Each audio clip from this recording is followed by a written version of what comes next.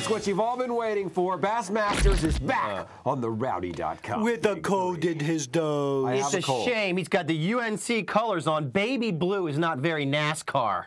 Petty blue is NASCAR. I'm Buck Fever. Yeah, that's Fat Bass. He's back. That's Buzz Cutler with the questions. Why are you so surly today, Buck? Because I can be surly when I want to. Surly to bed and surly to rise. Issue number 1. Please explain to me why you would pay millions of dollars for a Sprint Cup sponsorship and then not put your logo anywhere on it. Why wouldn't you just back out of the deal? You want to take this one?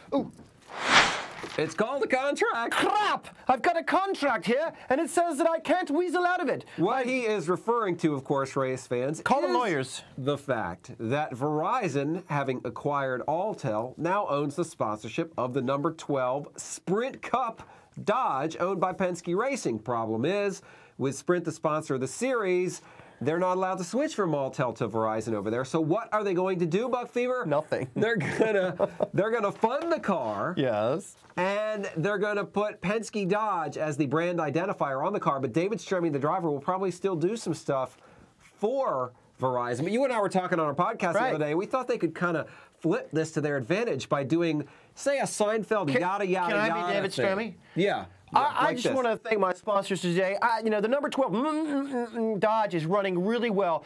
The Cellular Wireless Company has been very, very helpful for me, and I just want to say that without I couldn't expand my racing career. Doesn't the inability to put your logo on the hood of the car give you a legal out of a contract? Apparently, I don't think it does. Not. You can't just go.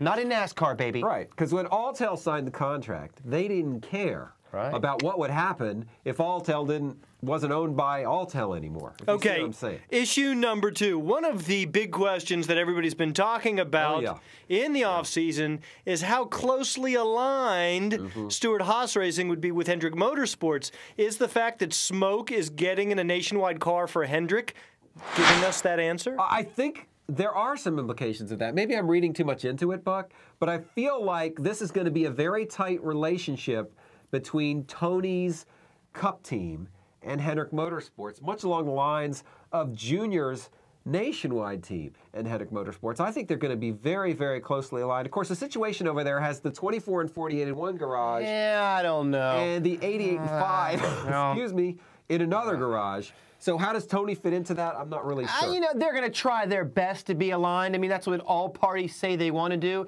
But I think when you're not at the same shop, I mean, hell, the 88 car and Casey Mears' car, they couldn't even get aligned with the 48 and the 24. Yeah, so they're going to try it. You know, it shows that Rick Hendrick wants to reach out to Tony Stewart and help Stewart Haas along. How big of a consortium do you want? How many teams do you want to have aligned with you? All I can the logical instead of this is one 43-car team. All I can say kind of ridiculous. Is the man that has proven that this can be done is Jack Roush with Yates in Hall of Fame Racing. So maybe. Well, the Yates thing is the jury's still out on that. I say they're trying, but they ain't going to get it done. All right, issue number 3. Now, Bassmasters. Yes, dear. Poor little Buck Fever doesn't understand the new Bud Shootout rules. Could you please, well, they change hourly. Please, in the language of a 4th grader, try to explain to Buck Fever how the Bud Shootout is working.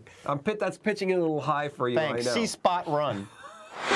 Watch spot flip. That's right. Watch NASCAR change the rules so they can get all their stars in the race. Look, why are people getting so wrapped around the axle? It's an exhibition race, Buck. It's an exhibition race. You take the top 6 teams from each manufacturer based on last year's points. Dodge, Chevy, Toyota and Ford. Okay. That's 24 cars. I got it. Okay? I got it. Then you have 4 wild card slots. Ooh, like football. 1 for each manufacturer. And each manufacturer can put in number 1, a past champion who's not already in. Okay. Not already in. Or number 2, the next place, the 7th place guy in owner points. The 7th place guy? Oh, they've taken the top 6. Oh, yeah. Plus the past champion or the next guy in line. That's how it works. You can have 28 cars in the Can I pick anybody I want if I'm from Dodge?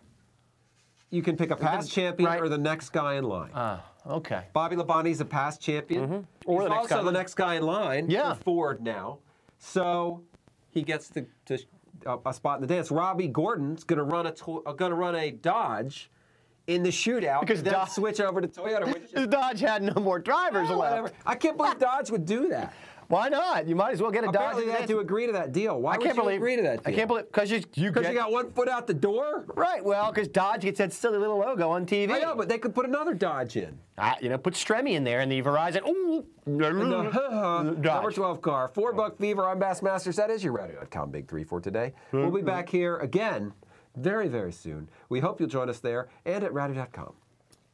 Kirk out. How urban of you. That's the way I roll, dog.